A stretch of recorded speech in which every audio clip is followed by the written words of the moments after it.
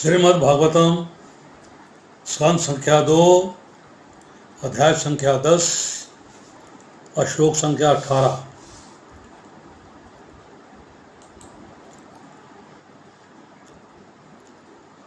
श्लोक पढ़ता हूँ, ध्यान पूर्वक सुनिए।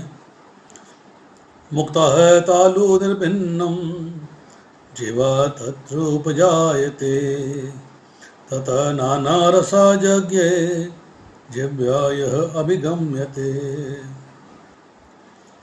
मुक्तः तालु निर्भिन्नं जिह्वा तत्र उपजायते ततः नाना रसा यज्ञे जिह्वाये अधिगम्यते। मुक्ता, मुख से तालु निर्भिन्नम उत्पन्न जिह्वा जीव तत्र तत्पश्चात उपजायते प्रकट होता है।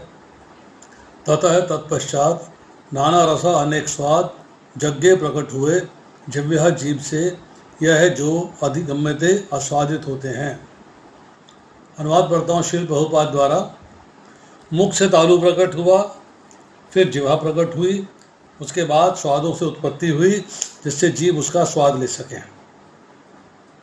तात्पर्य पढ़ता हूँ।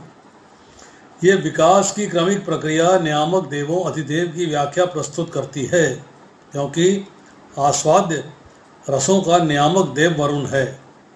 अतः मुख जीव का आश्रय स्थल बनता है और जीव विभिन्न रसों का, जिनका नियामक देव वरुण है, स्वाद लेती है। ऐसा लगता है कि जीव के साथ ही वरुण भी उत्पन्न हुआ। जीव तथा तालु निमित्त मात्र होने के कारण अधिभूत पदार्थ के अधिभूत या पदार्थ के रूप है, जबकि कार्य करने वाला पुरुष अधिदैव जो कि जीव है तथा जिस पर कार्य किया जाता है वह अध्यात्म है। इस प्रकार विराट पुरुष के मुख खुलने के पश्चात तीनों श्रेणियों के जन्म की व्याख्या हो जाती है। प्रस्तुत श्लोक में 4 तत्वों का वर्णन है, जिनसे 3 प्रमुख तत्वों अध्यात्म, अधिदैव तथा अधिभूतम की व्याख्या हो जाती है। छोटा सा परपट है, 2 पॉइंट इसमें समझने वाले हैं। पीछे के श्लोकों से लेकर चलते हैं थोड़ा सा। भगवान अपनी एक शक्ति को किस प्रकार 3 भागों में अधिदैव, अध्यात्म तथा अधिभूत में विभक्त करते हैं, जिसका उल्लेख ऊपर हो चुका है।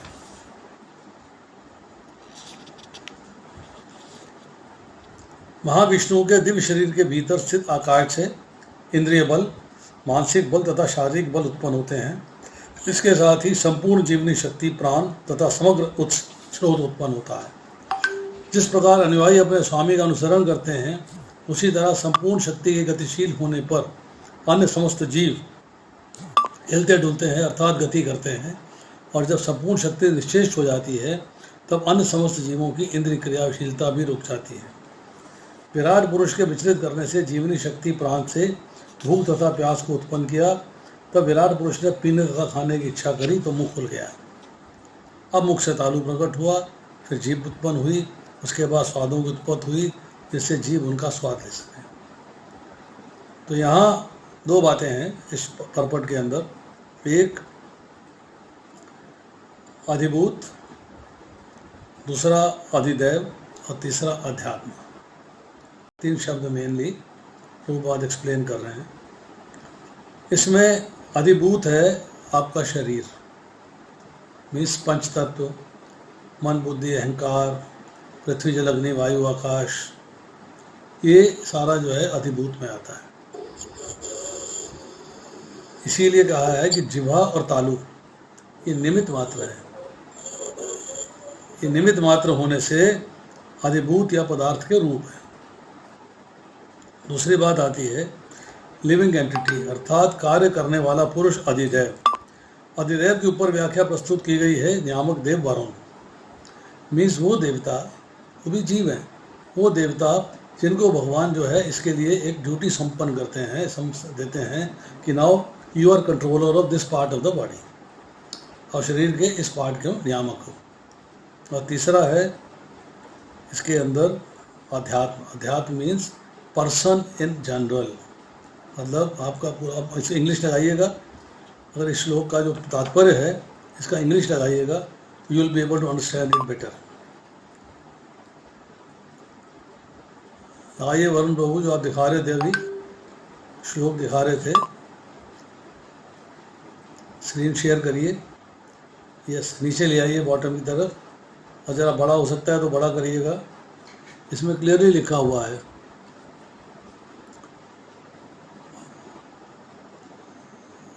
The tongue and the palate being instrumental are अधिभूतम और forms of matter, but the functioning deity who is a living entity is अधिदेव। डीटी वरुण देव है, वो अधिदेव है। And where as the person undergoing the function is अध्यात्म। Means आप खुद जो है वो अध्यात्म है। अध्यात्म में आप कह सकते हैं कि मेरा शरीर भी है, शरीर अधिभूत हो गया, बाकी जीव जो है वो अध्यात्म हो गया। तो यहाँ पे जो है एक्सप्लेन हो गया क्लियरली कि कंट्रोलर कौन है। अब इसको थोड़ा सा सारी डिटेल्स में जाते हैं, बैकग्राउंड में भी और आगे भी देखते हैं कि क्या नॉलेज मिलती है।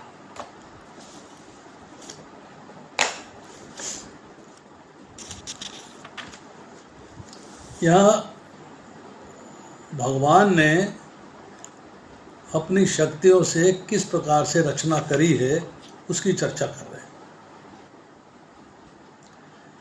अपनी बहिरंगा शक्ति है काली देवी, पार्वती का रूप है वो काली देवी। उनसे जो है सारा अरेंजमेंट किया जाता है 23 तत्वों का, 23 एलिमेंट्स। मीन्स जो मूल प्रकृति है उससे ओरिजिन होता है महत्व तत्व का, जो महान तत्व है जिसके अंदर ये सारी चीज़ें समाई हुई हैं। इट्स ए पार्ट ऑफ परव्योम, परव्योम का हिस्सा है। महान तत्व है, बहुत बड़ा है, परंतु उसमें जब भगवान का दृष्टिपात होता है, भगवान उसमें जो है अपनी दृष्टि डालते हैं, उसमें विक्षेप होता है, टर्बुलेंस होती है।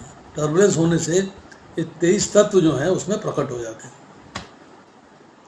अहंकार, शब्द, स्पर्श, रूप, रस, गंध, पृथ्वी, जल, अग्नि, वायु, आकाश, नेत्र, श्रोत्र, नासिका, जिह्वा, त्वचा, हाथ, पैर, पायु, उपस्थ, वाणी और मन।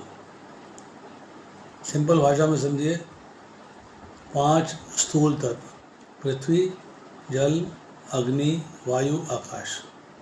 3 सूक्ष्म तत्व, मन, बुद्धि, अहंकार। 5 ज्ञान की इंद्रियां, कान, आँख, नाक, जिह्वा और त्वचा। और 5 इनके विषय, कान का विषय शब्द, आँख का विषय रूप, नाक का विषय गंध, जिह्वा का विषय रस और त्वचा का विषय स्पर्श। अब 5 कर्म की इंद्रियां, 2 पैर एक इंद्रिय माना गया, दोनों हाथों को दूसरी इंद्रिय माना गया। जिह्वा में जो बोलने की शक्ति है, जिह्वा में 2 शक्तियाँ, एक रस लेने की है, एक बोलने की है। तो जिह्वा में जो बोलने की शक्ति है वो तीसरी इंद्रिय मानी गई। चौथी इंद्रिय है मल त्यागने का स्थान, और 5वीं इंद्रिय है मूत्र त्यागने का स्थान। तो ये सब जो हैं ये हमको हो गए कितने, 5, 5, 10, 5, 15, 3, 5, 20 और 3, 23। अब इसके साथ एक तत्व मिलता है सतोगुण, रजोगुण और तमोगुण, जो प्रकृति का अंश है। तब जाके सारा काम कंप्लीट होता है। अब भगवान जो है अपनी शक्ति के द्वारा इन तत्वों में प्रवेश करते हैं।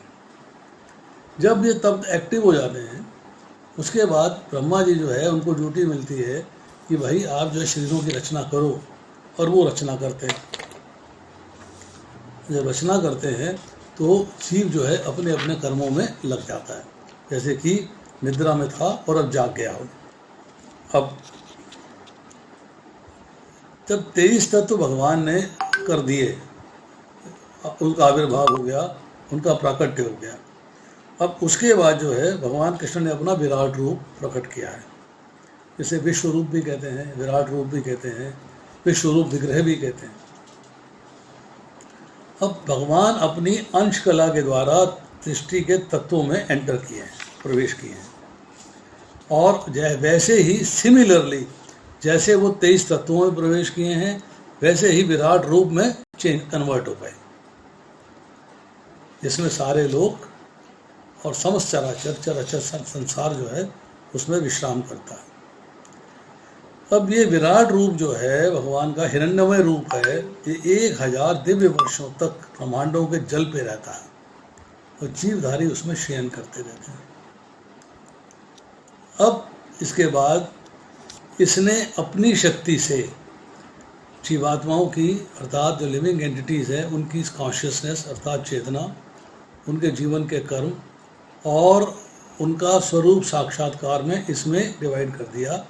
मतलब इसमें जो है उन्होंने कन्वर्शन हो गई सारी, एक के बाद दूसरी, तीसरी, चौथी। जैसे कि इसमें कह रहे हैं कॉन्शियसनेस यहाँ से आई नंबर 1। उसके बाद प्राण वायु, प्राण वायु में है 10 क्या है? प्राण, पान, उदान, व्यान, समान। इसके बाद नाग, कूर्म, कुकर, देवदत्त और धनंजय, ये 10 प्राण वायु है। इनके बारे में चर्चा करना चाहेंगे तो बाद में कर सकते हैं। अब प्राकट्य हो गया है, जीवों को शरीर मिलने हैं अब, और सवाल ये है शरीरों के अंग प्रत्यंग कैसे बनेंगे, वो कैसे बनेंगे, उनका अंग प्रत्यंग जो है उसको बनाना है। तो भगवान का जो विश्व रूप है, जो विराट रूप है, उसमें भगवान का शरीर, मन और इंद्रिय, ये हो गए 3, और 10 हो गई प्राण शक्ति जिसके मैंने चर्चा करी थी, और 1 है हृदय अर्थात मन। इसको बोलते हैं 3, 10 और 1। 3 हो गई शरीर, मन और इंद्रियां, 10 हो गई प्राण वायु जिसकी हमने चर्चा करी थी कि प्राण में अपान, उदान, व्यान और समान। प्राण, अपान, उदान, व्यान और समान, और नाग, कूर्म, कुकर, देवदत्त और धनंजय, 10 ये है। अब एक हृदय है जहाँ पे कि प्राण शक्तियाँ उत्पन्न होती हैं। अब देखिए भगवान ने इसके बाद अब आगे प्राकट्य होना है, फर्दर डेवलपमेंट होनी है, फर्दर प्राकट्य होना है कि भगवान ने जब अपना विश्व रूप प्रकट किया है उसके बाद देवताओं को उन्होंने कैसे अलग किया है और क्या क्या जिम्मेदारियां दी गई हैं, इसके बारे में थोड़ी चर्चा कर लेते हैं। अग्नि अर्थात उष्मा, ये भगवान के मुख से अलग हुई, प्रकट हुई, और इस अग्नि के अंदर चारों लोकपाल अपनी अपनी जगह पर स्थित हो गए। उसमें 4 लोकपालों के अंदर वरुण भी आते हैं, इंद्र भी आते हैं, कुबेर भी आते हैं और यमराज भी आते हैं, चारों आते हैं। अब इसी से जो शक्ति पैदा हुई है उसी से शब्द की जनरेशन हुआ है, शब्द बना है। अब जो विराट रूप है उसका जो तालु है, पैलेट, वो अलग हुआ है। अब वायु के तत्व जो हैं उसके कंट्रोलर हैं वरुण। वरुण जो है उसमें प्रवेश कर गए, तब जीव को अपनी जीवा से स्वाद ग्रहण करने की शक्ति मिली। वरुण देवता के प्राकट्य होने के बाद उसमें जब वो एंटर करते हैं, अपनी शक्ति देते हैं, तब आप जो है स्वाद को ग्रहण करने की ताकत आती है। उसके बाद दोनों नासिका अलग अलग प्रकट हुई, एक बाईं और एक दाईं। एक को सूर्यनाड़ी कहते हैं, एक को चंद्रनाड़ी कहते हैं। ये दोनों को कंट्रोल करते हैं अश्विनी कुमार। ये अश्विनी कुमार जो है इनमें प्रविष्ट हुए। जब इनमें प्रविष्ट होते हैं, इनमें अपनी शक्ति का प्रवेश कराते हैं, तब आपको जो है गंध महसूस होती है, खुशबू और बदबू आपको महसूस होती है। इसके बाद भगवान के दोनों नेत्र अलग अलग प्रकट होते हैं। दोनों नेत्र में दृष्टि आती है सूर्य की वजह से। सूर्य उनमें प्रविष्ट होते हैं तो नेत्रों में देखने की शक्ति आती है। They can see, you can see and understand क्या है क्या नहीं है। अब विराट रूप से पृथक होने पे त्वचा निकली है। तो वायु को जो कंट्रोल करते हैं देवता अनिल, वो अपनी शक्ति के साथ इसमें प्रविष्ट हुए, और अब जो है त्वचा के अंदर आपको स्पर्श की शक्ति प्राप्त हुई। आप फील कर सकते हो, आप स्पर्श को फील कर सकते हो। इसके बाद विराट रूप से दोनों कान निकले। अब इसके अंदर जो है इसके जो कंट्रोलर देवता हैं वो इसकी शक्ति को सुनने की शक्ति देते हैं आपको, so that you can hear, आप उसको सुन सकते हो। अब त्वचा जब प्रकट होती है, जिसकी चर्चा हमने पहले करी, उससे स्पर्श आता है। तो स्पर्श के जो कंट्रोलर देवता हैं वो उसके अलग अलग अंश जो हैं जब त्वचा में प्रवेश कर जाते हैं तो अब आपको जो है खुजलाहट और आनंद का अनुभव होता है। कहीं बैठते हैं, नीचे गद्दा है, बहुत बढ़िया गद्दा है, पीठ पे बहुत आराम मिल रहा है, तो आपको स्पर्श से आनंद मिला। ये सब जो है उन नियामक देवताओं की वजह से है। उन्होंने अपनी शक्ति के साथ त्वचा के अंदर ये शक्ति भर दी है, वो इसको फील कर सकती हैं, इसको अंडरस्टैंड कर सकती हैं, इसको एहसास कर सकती हैं।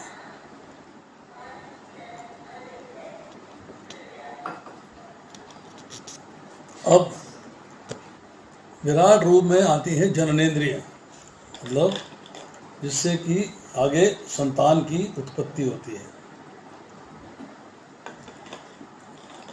उसके कंट्रोलर है प्रजापति।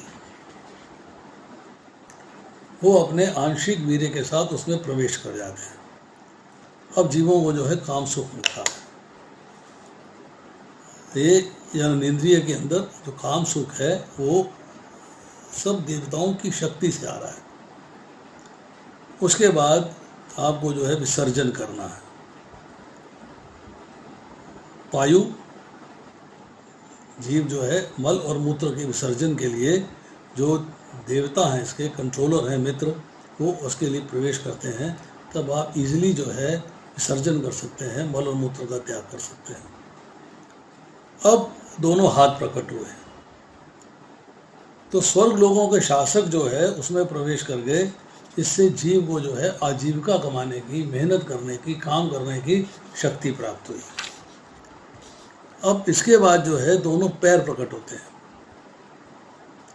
तो एक विष्णु नाम के देवता हैं, भगवान नहीं, उनसे अलग है, वो अपनी गति के द्वारा उसमें प्रविष्ट हो गए हैं। इससे जीव जो है अपनी मूवमेंट कर सकता है, आना जाना कर सकता है, चलना फिरना हो सकता है।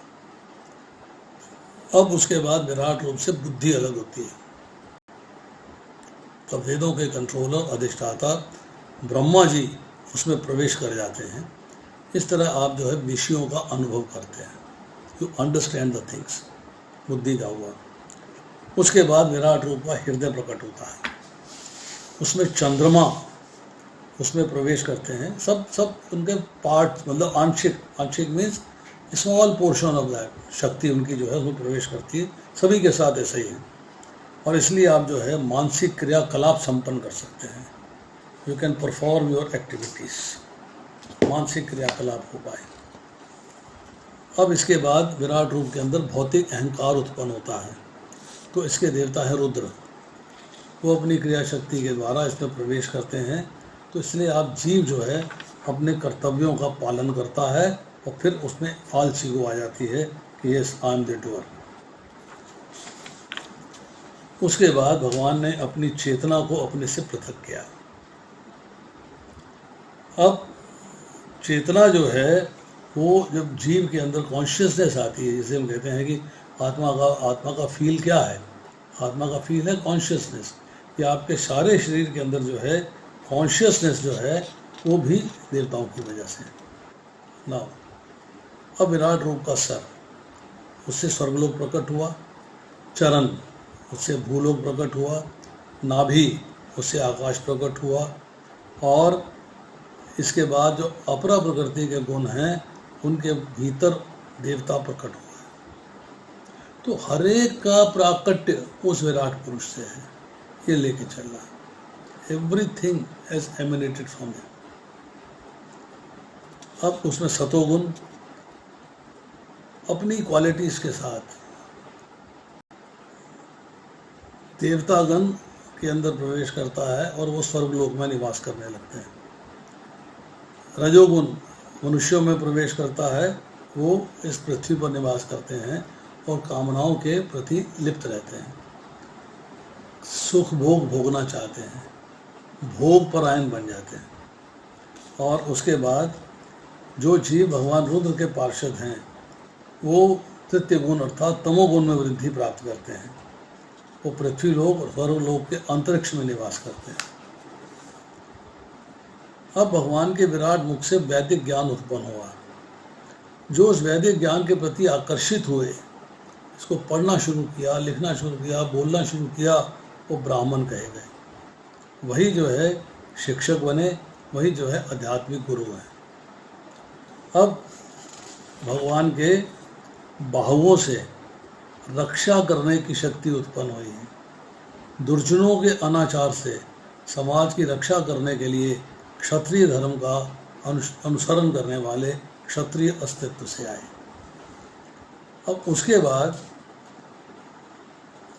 भगवान की जंघाएं, टमी भी कहते हैं कई बार, जंघाएं भी कहते हैं कई बार, वहाँ से जो है वैश्यों की उत्पत्ति हुई है। अर्थात जो आजीविका का साधन अन्न उत्पादन और प्रजा में उसका वितरण करते हैं, अर्थात समाज के अंदर वाणिज्य का कार्य करते हैं, वो वैश्य कहलाए। उसके बाद धार्मिक कार्यों को पूर्ण करना है, उसके लिए सेवा चाहिए। तो सेवा के लिए चरणों की जो वृत्ति है उससे सेवा का भाव प्रकट हुआ, तो शूद्र कहलाए। तो अब शूद्र क्वालिटी देखिए क्या है। शूद्र भगवान कृष्ण को अपनी सेवा द्वारा संतुष्ट करते हैं, वे उनके चरणों में अधिष्ठित हैं। आज के युग में ज़माना चेंज हो गया है, थिंग्स हैव चेंज्ड, वो चीज़ नहीं आ रही है जो आनी चाहिए। परंतु यहाँ पे जो चर्चा हो रही है भागवत के अनुसार, उसमें हर एक के वर्ण के बारे में चर्चा हुई और उसके कार्य के बारे में चर्चा हुई। अब भागवत कहती है कि जब अलग अलग प्रकार के सामाजिक विभाग, व्यावसायिक कर्तव्य और सामाजिक व्यवस्थाओं के साथ भगवान से उत्पन्न हुए हैं, इसलिए बंधनहीन जीवन और आत्म साक्षात्कार के लिए आध्यात्मिक गुरु के निर्देश में भगवान कृष्ण की उपासना करनी होती है। दैट इज़ द अल्टीमेट, कि आपको भगवान की उपासना करनी पड़ती है। अब भगवान कृष्ण की जो अंतरंगा शक्ति है, उसके द्वारा जो प्रकट किया गया विराट रूप, उसका दिव्य काल, कर्म और शक्ति को कौन तौल सकता है, कौन माप सकता है, कौन उसका जो है ज्ञान प्राप्त कर सकता है। It is really difficult. Now ये सब चीज़ें जो हैं सब भगवान से प्रकट हो रही हैं। We have to understand it कि यस, अहम सर्वस्व प्रभु, सब कुछ मेरे से ही उत्पन्न है, सब कुछ मेरे से ही प्रकट है। पृथ्वी का चलना अर्थात जीव का चलना, रहना और उसके बाद संहार हो जाना, तो उत्पन्न होना, पालन पोषण होना, संहार हो जाना, भगवान कहते हैं सब कार्य मेरे द्वारा होते हैं। I am the doer of everything. So ये है आज का श्लोक। आज इतनी ही चर्चा करेंगे। इसके अलावा कोई क्वेश्चंस हों तो you are most welcome to ask.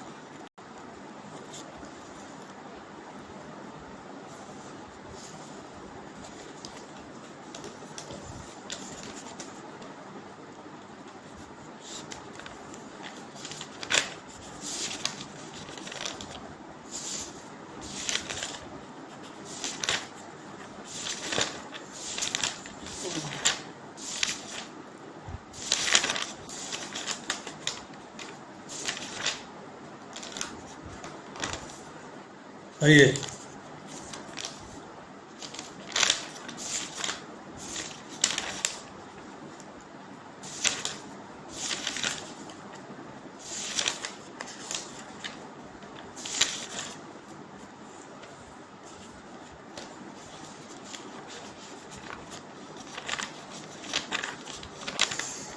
और कुछ पूछना चाहते हैं वरुण प्रभु? बस प्रभु जी, अब विंटर्स आ रहे हैं तो विंटर्स में मुश्किल हो जाता है। We will just try.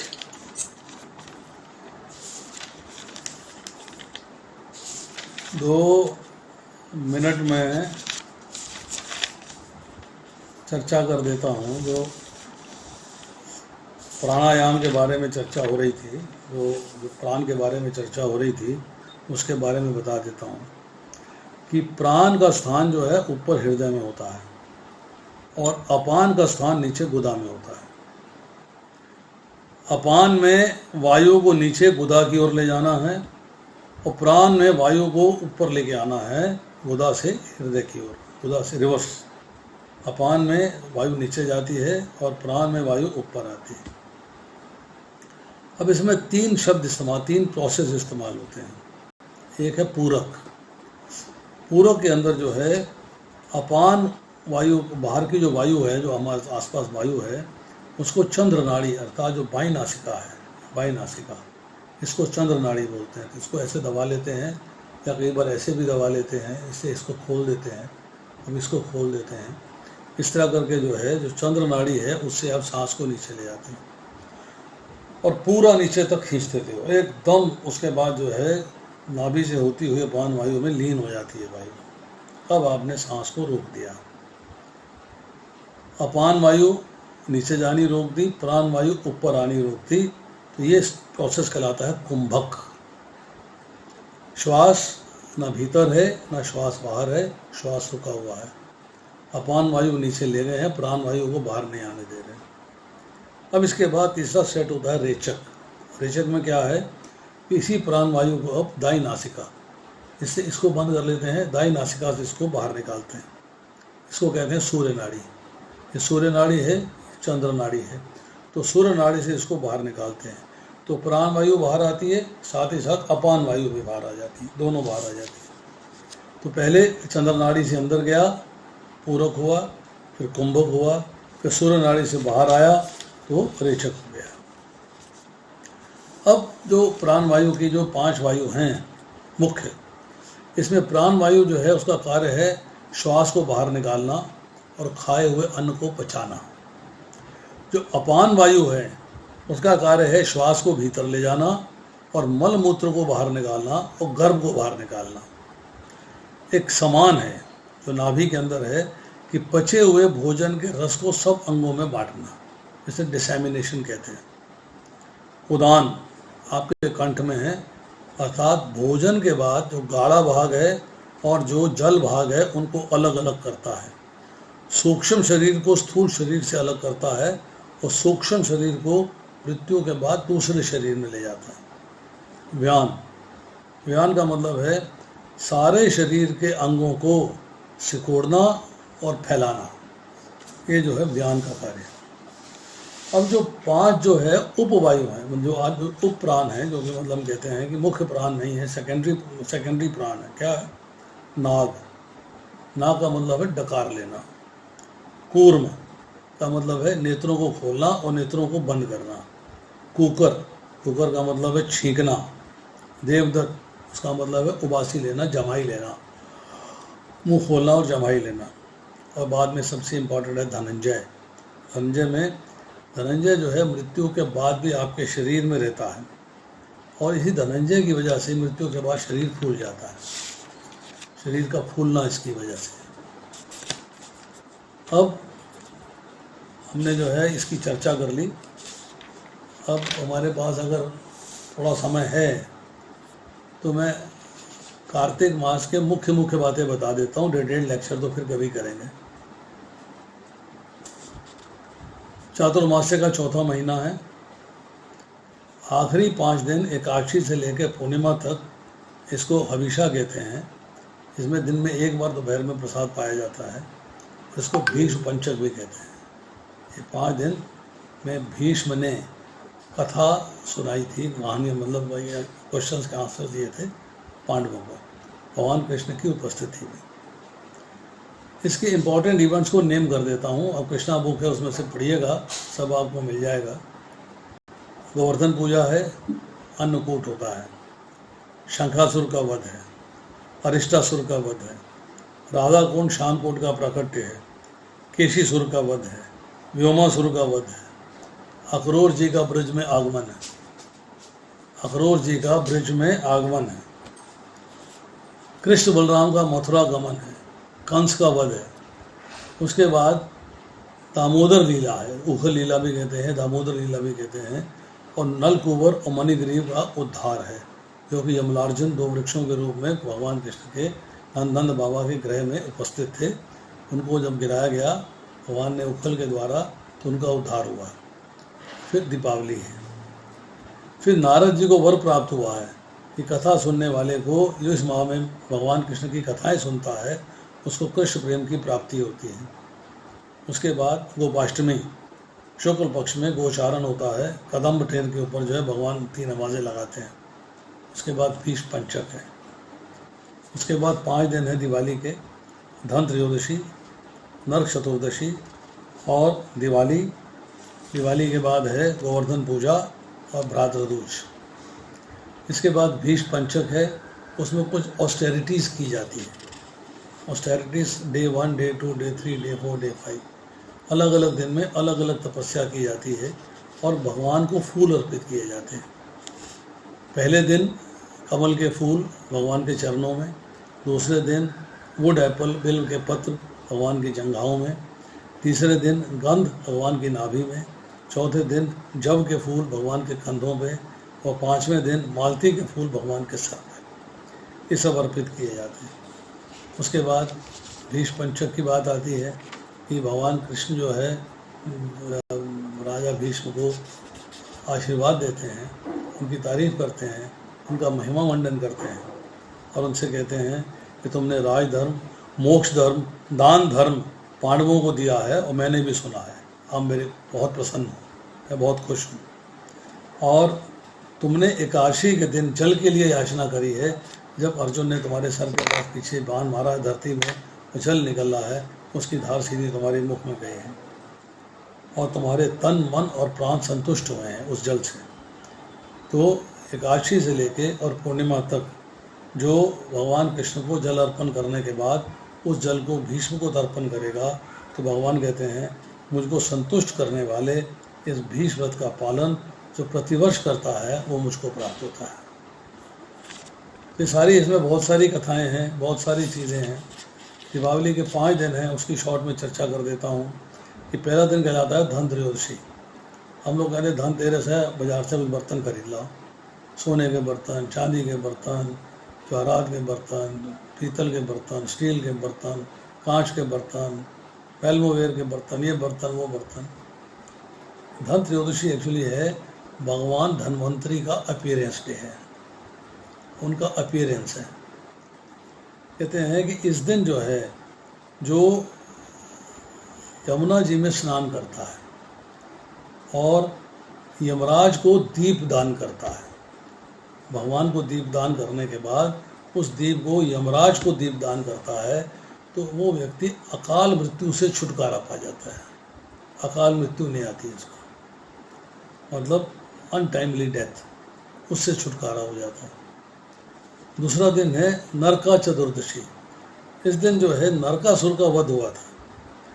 16,100 princess जो है, जो उसने कैद कर रखी थी अपने यहाँ, उनको भगवान ने छुड़ाया।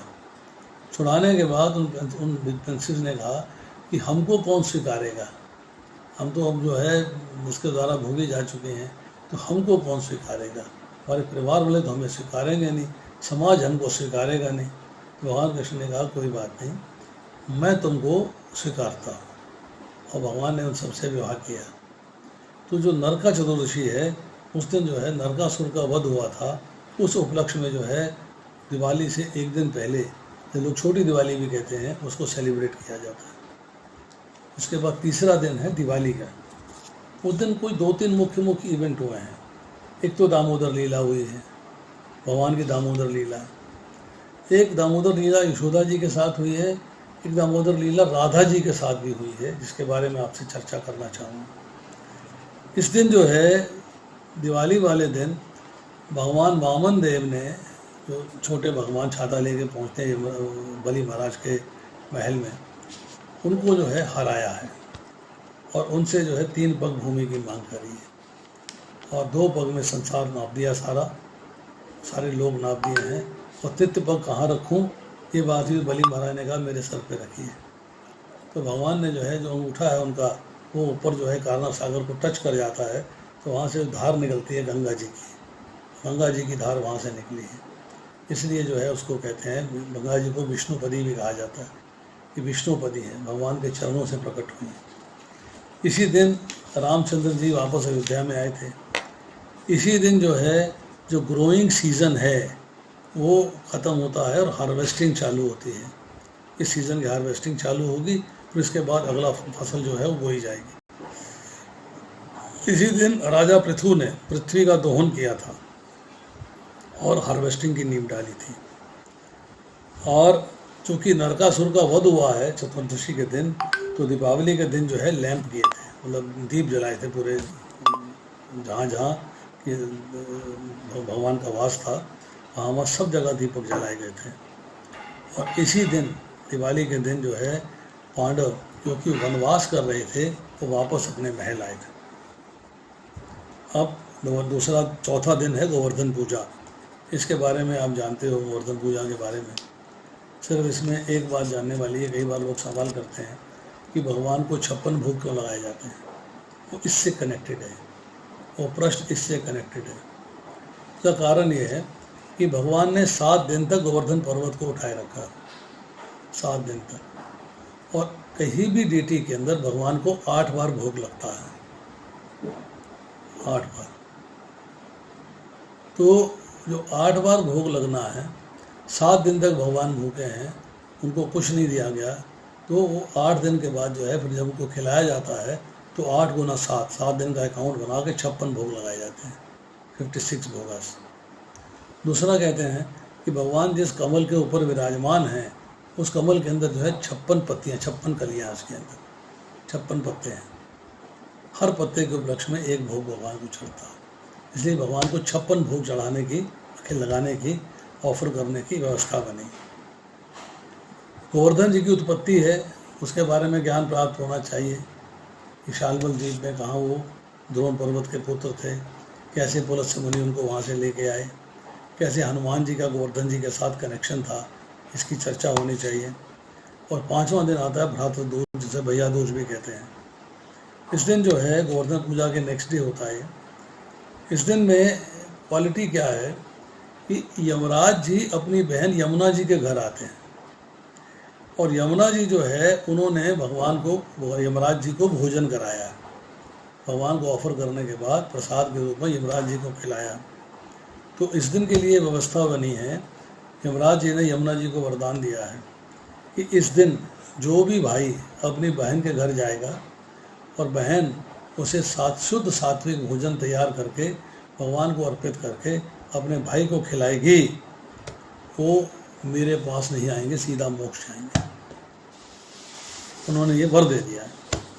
इसलिए भाई दूज की व्यवस्था सिंपल नहीं। आजकल क्या है, मेरी गिफ्ट लाओ मुझे क्या दे रहे हो मुझे बताओ, मैंने तिलक किया है, मैंने आरती उतारी, मेरी गिफ्ट लाओ। नहीं, सबसे बड़ी गिफ्ट है कि आपको मोक्ष की प्राप्ति हो, यू गेट मोक्ष। So this is important. उसके बाद अगर हमारे पास अभी थोड़ा समय है तो हम क्विकली गोवर्धन जी की उत्पत्ति की चर्चा कर लेते हैं। गोवर्धन जी की उत्पत्ति जो है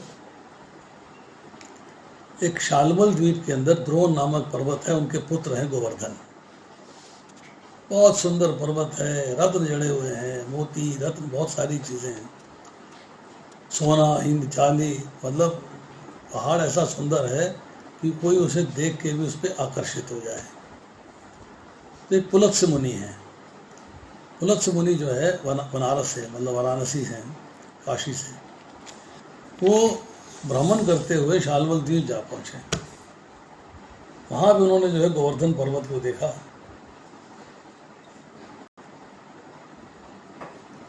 उन्होंने द्रोणाचल से कहा कि मुझे तुम्हारा पुत्र गिफ्ट में चाहिए, I want him as a gift. उन्होंने कहा मैं अगर आपको गिफ्ट दे दूंगा, मैं तो पुत्र के बिना हो गया, तो मैं तो पुत्र के बिना रह नहीं सकता, मैं तो, बोला वियोग मेरे लिए असहनीय है। तो एक तरफ तो वियोग, और दूसरी तरफ हो गया कि अगर मैं ऋषि मुनि को, पुलत्स्य मुनि को मना करता हूँ तो शाप न दे दें, नाराज़ ना हो जाएं। तो दोनों तरफ से मुश्किल हुई बड़ा मुश्किल हो गया कार्य। तो गोवर्धन जी को पता लगा, उन्होंने अपने पिता से कहा, अगर मुनि मुझे ले जाना चाहते हैं तो कोई बात नहीं, कभी तो मुझे जाना ही है, आप मुझे जाने दो। तो उन्होंने उससे कहा कि आप ये बताइए कि मैं इतना विशाल पर्वत, आप मुझे लेके कैसे जाओगे, how will you take me there. तो कहते हैं कि मैं तुम्हें अपनी हथेली पे विराजमान कर लूँगा और तुम्हें यहाँ से बनारस ले जाऊँगा। तो गोवर्धन जी कहते हैं ठीक है, मेरी एक शर्त है, क्या मुझे कहीं रखेंगे नहीं, रखेंगे तो मैं जाऊँगा नहीं। मैंने कहा ठीक है। चल पड़े, चलते चलते चलते चलते चलते ब्रज आ गया। अब गोवर्धन जी ने कहा यहाँ तो भगवान कृष्ण की लीलाएं होनी है, मैं इससे आगे कैसे जा सकता हूँ, मैं तो आगे नहीं जाऊँगा, पर कमिटमेंट है कि मुझे बनारस जाना है, कैसे जाऊँगा। उन्होंने अपने को वजनी करना शुरू कर दिया, वजन बढ़ा लिया। तो पुलिस मुनि थक गए, उन्होंने उसको नीचे रखा, बोले मैं लघु शंका होके आता हूँ। लघु शंका के लिए चले गए, यमुना जी में स्नान किया, लौट के आए, गोवर्धन जी से कहते हैं मेरे हाथ पे विराजमान हो जाओ, आगे चले। कहते आप अपना वायदा भूल गए, आपका वायदा था कि मुझे रखेंगे नहीं और आपने मुझे रख दिया, अब तो मैं यहाँ से जाऊँगा नहीं, अब मैं यहाँ से नहीं जाऊँगा, आप जो मर्जी कर लीजिए, आप अपने वचन पे टूट गए हैं और टूटे वचन को मैं सपोर्ट नहीं करता। तो गोवर्धन जी जो है वो वहाँ पे प्रकट हो गए। गोवर्धन जी के प्राकट्य के बारे में और भी चर्चा आती है कि जब देवता सारे जो है भगवान के पास पहुँचते हैं सहायता करने के लिए, दुष्टों का विनाश करने के लिए, भगवान कहते हैं मैं आऊँगा, तो पीछे राधा जी बेहोश हो जाती हैं। राधा जी कहती हैं, भगवान कहते हैं तुमको तो मैं साथ लेके जाऊँगा, तुम नाराज़ मत हो। राधा जी कहती है मैं तो साथ तभी जाऊँगी, मेरी 3 शर्तें पूरी करोगे तो। पहली शर्त है कि जो ब्रज ऊपर है उसी का प्राकट्य नीचे होना चाहिए। दूसरा, वहाँ पर गोवर्धन जी होने चाहिए। तीसरा, वहाँ यमुना नदी होनी चाहिए। ये 3 चीज़ें वहाँ पे प्रकट करा दो तो मैं आप चलिए, मैं आपके साथ चलती हूँ। भगवान ने तीनों को प्रकट कराया और प्रकट कराने के लिए गोवर्धन जी के लिए लीला रची, इस तरह से वहाँ पहुँचेंगे। तो गोवर्धन जी की उत्पत्ति होती है। अब उसी गोवर्धन जी के ऊपर जो है और लीलाएं चल रही हैं। अन्नकूट क्यों हुआ, किस लिए हुआ, क्या लीला चली। तो अगर आप देखें तो वहाँ पर जो है, जो अन्योर गांव है उसके पास आगे जाके जो है गोपाल जी का एक छोटा सा मंदिर है। वहाँ गोपाल जी जो है एक पर्वत के अंदर विराजमान है और वो स्थान वो है जहाँ पर जो गोवर्धन पर्वत के ऊपर गाय चरा करती थी, गाय भूख किया करती थी, उनमें से एक गाय जो है वो पीछे रह जाती थी। सारी गाय चली जाती थी, एक गाय पीछे रह जाती थी। अब प्रश्न ये हुआ कि वो गाय जाती कहाँ है, वो पीछे कहाँ है, पीछे क्यों है, क्यों नहीं पहुँचती है। तो उसके लिए सर्च किया गया। सर्च किया गया तो क्या देखती है कि वहाँ एक जो है झाड़ पंखार वाला गड़ा है, वहाँ पर जो है वो गाय का दूध निकलता रहता है, वो गड़े में गिरता रहता है। सब लोग बहुत हैरान हुए। तो रात में जो है उस एरिया के जो गोस्वामी थे उनको स्वप्न आया। उन्होंने कहा कि मैं जो है यहाँ पे विराजमान हूँ, मुझे यहाँ से निकालो और पर्वत में मेरी स्थापना करो और मेरी पूजा करो और सबको बुला के अन्नकूट करो। तो वहाँ से जब खोदा गया है, निकाला गया है, तो वहाँ से निकले हैं गोपाल जी। तो गोपाल जी जो है निकले हैं, उनको पर्वत पे विराजमान किया गया। फिर सारे गांव वाले जो हैं आसपास के सब अपने अपने घर से भोजन बना के लाए और विशाल भंडारा हो गया, जिसे अन्नकूट कहा गया है। उस दिन जो है गोपाल जी को वहाँ पर पूजना शुरू कर दिया। जब इस्लामिक आक्रमण होता है, मुसलमानों का आक्रमण होता है, तो उस वक्त जो है पुजारी लोग जो है गोपाल जी को बचाने के लिए रथ में डाल के भाग लेते हैं, अब यहाँ से निकल जाओ, यहाँ रहना संभव नहीं है। तो चलते चलते चलते चलते चलते चलते वो उदयपुर के रास्ते जा रहे हैं राजस्थान में। उससे 48 किलोमीटर पहले है श्रीनाथ, जिसे नाथ द्वारा कहते हैं। वहाँ पर जाके जो है वो रुक गए, रथ रुका, पुजारी रेस्ट करने लगे। भगवान ने आगे जाने से इनकार कर दिया, रथ फंस गया, अब नहीं जा सकता आगे, क्योंकि भगवान को जगह बहुत पसंद आई और भगवान वहाँ विराजमान होना चाहते थे। वहाँ पर जो है श्रीनाथ जी का विग्रह कहते हैं उसको, गोपाल जी वहाँ पे विराजमान है। जो गोपाल जी उस अन्य और गाँव के बगल में पहाड़ के अंदर से प्रकट हुए थे। तो गोवर्धन जी के साथ बहुत सारी लीलाएं हैं, बहुत सारी जगह है, बहुत सारी चीज़ें हैं जहाँ पे कि अगर वहाँ परिक्रमा करें तो हर जगह की जो है परिक्रमा हमें जाननी चाहिए। यस, ठीक है। अब अभी भी समय है, 9 बजने में टाइम है। थोड़ी सी चर्चा दामोदर लीला की कर देते हैं। दामोदर लीला के अंदर 2 मैंने लीलाएं बताई, एक हुई यशोदा जी के साथ और एक हुई राधा जी के साथ। अब देखिए क्या है, यशोदा जी ने देखा कि उनकी सेविकाएं जो है आज बड़ी व्यस्त हैं। उन्होंने कहा चलो कोई बात नहीं, मैं जो है माखन निकाल देती हूँ, बिलो देती हूँ। रस्सी से मटके के अंदर मथानी डाली है, बिलोने लगी और ऊपर साथ उन्होंने जो है दूध उबलने के लिए रखा हुआ है चूल्हे के ऊपर। भगवान कृष्ण खेलते खेलते आए, माता जो है उसे बड़ी मतलब बड़ी आकुल और बड़े ही प्रेम पूर्ण नेत्रों से उसको देख रही है भगवान कृष्ण को। भगवान कृष्ण उनके पास आते हैं और चूँकि मथानी मथ रही हैं तो उनका सारा शरीर हिल रहा है, तो उनके स्तन भी हिल रहे हैं, तो उनसे दूध निकलना शुरू हो जाता है। तो भगवान को दूध पिलाने लगती है, बस बैठ जाते हैं, दूध पीने लगते हैं। अब इस दौरान में दूध जो चूल्हे पर रखा हुआ था उफन गया तो सेविका को आसपास थी नहीं, तो यशोदा जी ने क्या किया कि कृष्ण को थोड़ा परे किया और दूध उफनते हुए दूध को बचाने के लिए चली गई। भगवान को क्रोध आ गया, मैं प्यारा या दूध प्यारा, कौन प्यारा? मुझे छोड़ गई है। एक कंकरी ली, मटकी में मारी, सारा माखन वहाँ से निकाला और चले गए पीछे, और ऊपर जो है चढ़ के ऊपर माखन था वो भी निकाला, खुद भी खा रहे हैं, मित्रों को खिला रहे हैं, बंदरों को खिला रहे हैं। यशोदा जी वापस आई, देखती हैं तो मटकी टूटी पड़ी है। ये कार्य तो कृष्ण का है, बहुत शैतानी करता है वो, तो आज मैं कृष्ण को पिटाई करती हूँ। तो छड़ी लेके वो कृष्ण के पीछे भागती है, पूरे महल में उनके पीछे भागती भागती भागती भागती फेल हो जाती है। भगवान पकड़ में नहीं आते। भगवान तो प्रेम से पकड़ में आते हैं ना, और तो गुस्सा हो गया, प्रेम था तो गुस्सा आ रहा था। मैंने कहा अच्छा कोई बात नहीं, छड़ी से नहीं मानने हैं तो मैं इनको बांध देती हूँ। आज दाम रस्सी उधर पेट, रस्सी ढूंढी, रस्सी पकड़ी और उनके पेट में बांधने लगी तो 2 उंगल छोटी हो गई। गांठ नहीं बंध रही है, और रस्सी लेती हूँ, फिर बांधा, गांठ नहीं बंध रही है, फिर बांधा, फिर रस्सी ली, फिर बांधा, फिर रस्सी ली, फिर बांधा, हर बार 2 उंगल छोटी हो रही है। यशोदा जी हाँफ गई, पहले छड़ी लेके भाग रही थी, अब रस्सी लेके भाग रही है, और हाँफ गई, बिल्कुल एकदम लस्त पस्त हो गई। अब कहती लल्ला बंध जाओ, मेरे में हिम्मत ना है, अब मेरे में शक्ति ना है, हिम्मत ना है, अब तू बंध जा, आज तो तुझे बांध के रहूंगी, चल कुछ हो जाए। जब प्रेम से गुहार लगाई, प्रेम से पुकार लगाई, तो भगवान कृष्ण पास आए और यशोदा जी ने रस्सी से बांध दिया, रस्सी को ऊखल से बांध दिया। अब उस ऊखल से बांध के अपने कार्य में लग गई। भगवान ने देखा कि मेरे आंगन में 2 वृक्ष खड़े हैं, यमल और अर्जुन। ये कुबेर के पुत्र हैं।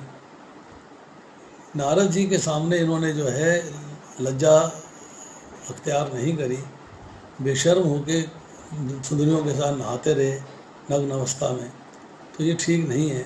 नारद जी ने श्राप दिया था, तुम जाओ, बिना वस्त्रों के रहता है वृक्ष, वृक्ष में कोई वस्त्र नहीं होते, तुम वृक्ष बन जाओ। जब उन्होंने क्षमा मांगी है, सब कुछ हुआ है, तो बोला ठीक है, तुम नंद बाबा के महल में जाके वृक्ष बनोगे, और वहाँ पर जो है कृष्ण जब आएंगे तो तुम्हारा उद्धार करेंगे। भगवान कृष्ण ने कहा इनका उद्धार करना है, तो दौड़ते लड़ते लड़ते लड़ते लड़ते जो है खुद तो पार हो गए और ऊखल पार नहीं हुआ। जब भगवान ने जोर से 2 धक्के लगाए, खींचा, तो दोनों वृक्ष जो है धड़ाम से जमीन में गिरे और 2 सुंदर युवा पुरुष निकले, उसमें से देवता निकले, एक नलकुबर, दूसरा मणिग्री, दोनों कुबेर के पुत्र हैं।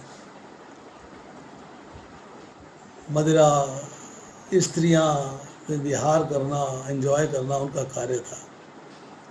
तो उसी कार्य के अनुरूप एक बार वो जल विहार कर रहे थे, नारद जी निकले, तो स्त्रियों ने तो अपने तन को ढकने की कोशिश करी, पर दोनों लड़के जो हैं ये अलकुबर और मणिग्रीव, इन्होंने कोई लज्जा नहीं करी।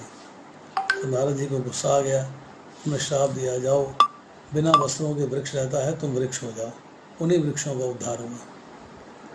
दूसरी कथा आती है कि राधा जी और कृष्ण जो है कुंज में मिलते हैं।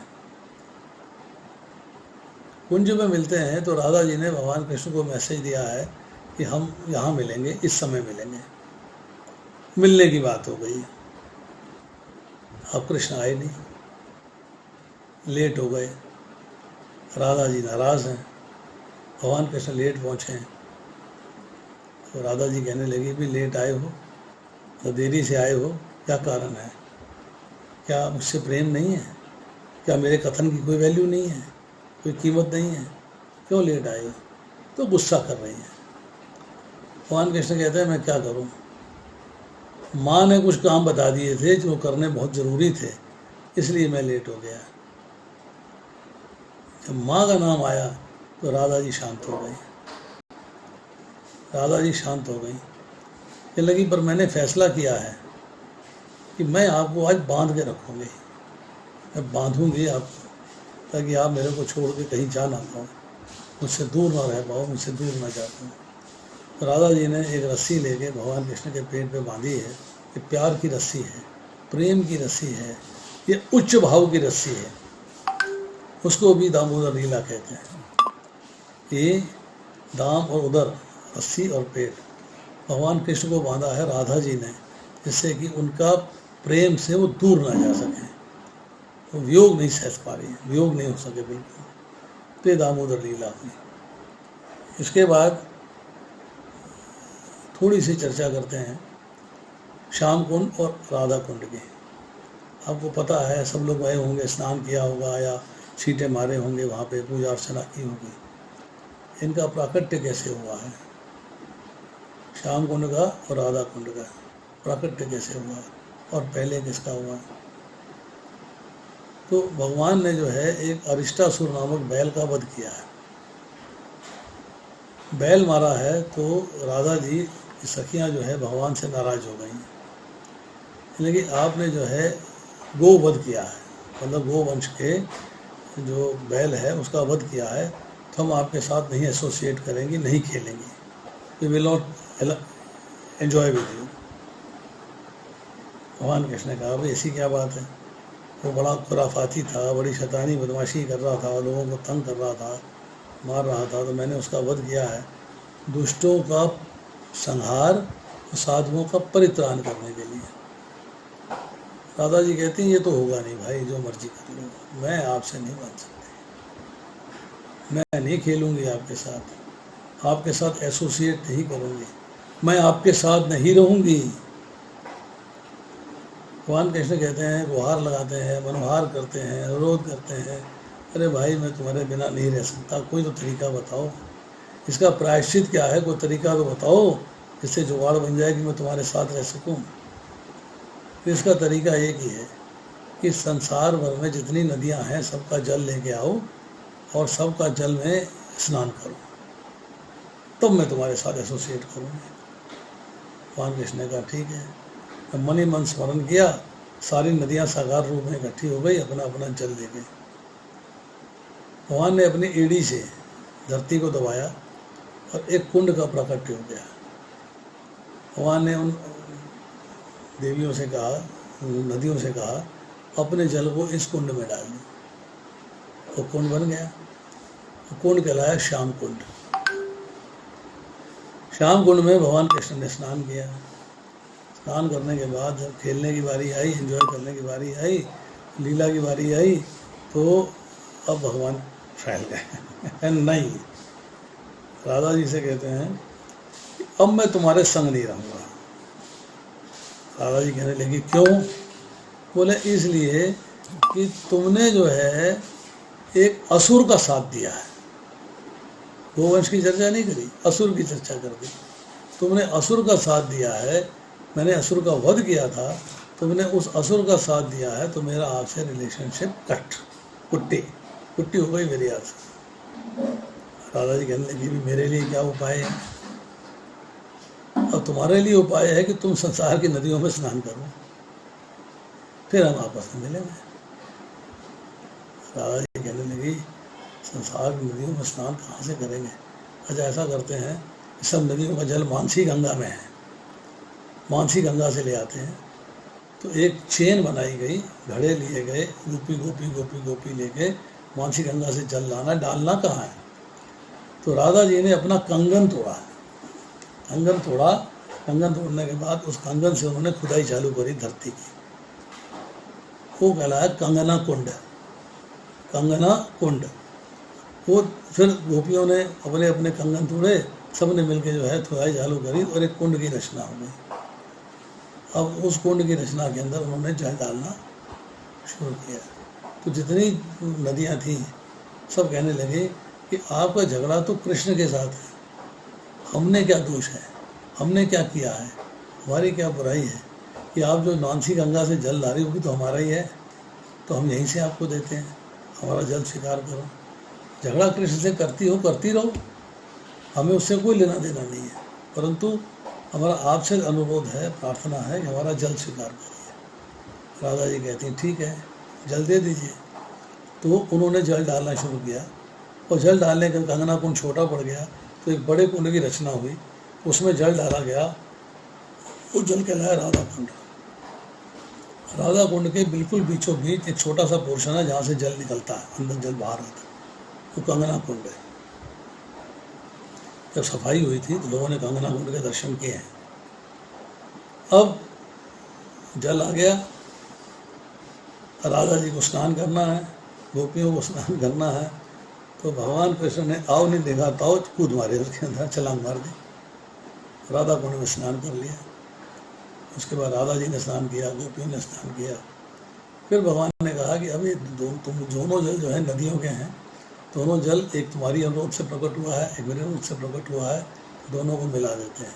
तो भगवान ने जो है उसके बीच का जो दीवार था उसको तोड़ा और दोनों जल एक कर दिए। ये श्याम कुंड है और राधा कुंड है। अब राधा और कृष्ण दोनों वो लोग वृंदावन में हैं। इसके प्राकट्य के पहले की बात बताता हूँ, प्रिकर्सर कहाँ है। दोनों वो लोग वृंदावन में हैं। वो लोग वृंदावन के अंदर भगवान कृष्ण एक दिन जो है वन के अंदर विहार कर रहे हैं, रत्न जड़ित सिंहासन के ऊपर बैठे हुए हैं। राधा जी का स्मरण करते करते, राधा जी का नाम लेते लेते, राधा राधा पुकारते हुए भगवान कृष्ण जो है वो जलमय हो गए, जल के रूप में परिवर्तित हो गए, जलमय हो गए। और उसके बाद उन्होंने रूप अख्तियार कर लिया राधा जी का। तो भगवान कृष्ण राधा बन गए। राधा बन के वो जो है राधा राधा पुकार रहे हैं, क्योंकि हैं तो कृष्ण, राधा राधा पुकार रहे हैं। तो जो देखने वाले हैं, सुनने वाले हैं, उनको बड़ा अजीब लग रहा है, अरे राधा तो हो ही, राधा राधा काहे पुकार रही हो। वो ये नहीं जानते हैं कि कृष्ण हैं जो पहले जलमय हुए हैं फिर राधा बने। तो जाके राधा जी से बता दे, अजीब वाक्य हो गया, वो राधा वहाँ बैठी हुई, तुम यहाँ राधा यहाँ बैठी हुई हो, वहाँ पर राधा राधा राधा किए जा रहे, कौन है पता नहीं, स्त्री है राधा राधा किए जा रही है। तो राधा जी आते हैं, अंतर्ज्ञान से देखती हैं तो कृष्ण हो गए, कृष्ण जो है राधा बन गए। तो राधा जी जो हैं वो अपने आप को जल में परिवर्तित करके कृष्ण बन जाती है, और अब वो जो है कृष्ण बन गई हैं, तो कृष्ण कृष्ण कृष्ण पुकार रही हैं। अब आए जो कृष्ण राधा बने हुए हैं, उनके कान में किसी ने कुछ कहा कि आप जो है ये जो सामने लीला चल रही है, इससे निकलना चाहते हैं तो नवाक्षर मंत्र का जप करिए तो आप ठीक हो जाए। भगवान का अपना मंत्र है। तो उन्होंने जो है उसको बोलना शुरू किया। तो राधा जी जो हैं, जो कृष्ण बनी हुई थी, वो वापस राधा जी में परिवर्तित हो गई। परंतु जो राधा बने हुए थे कृष्ण, वो भी कृष्ण बन गए। पर इसके दौरान जब दोनों का जलमय रूप हो गया था, जलमय रूप के बाद दोनों के पुकारते पुकारते पुकारते पुकारते आंसू निकल रहे थे। तो जो भगवान कृष्ण की आंखों से आंसू निकले हैं, उनसे बना है श्याम कुंड, और जो राधा जी की आंखों से आंसू निकले हैं, उनसे बना है राधा कुंड। उसी श्याम कुंड राधा कुंड जो गोलोक वृंदावन में है, उसी का डुप्लीकेट यहाँ पे भगवान ने लीला रच के श्याम कुंड राधा कुंड की रचना करी है। आज इतना ही। बाकी और बहुत सारी कथाएं हैं, तभी उनकी चर्चा न करके यहीं पे समाप्त करते हैं। हरे कृष्णा। हरे कृष्णा। बहुत वंडरफुल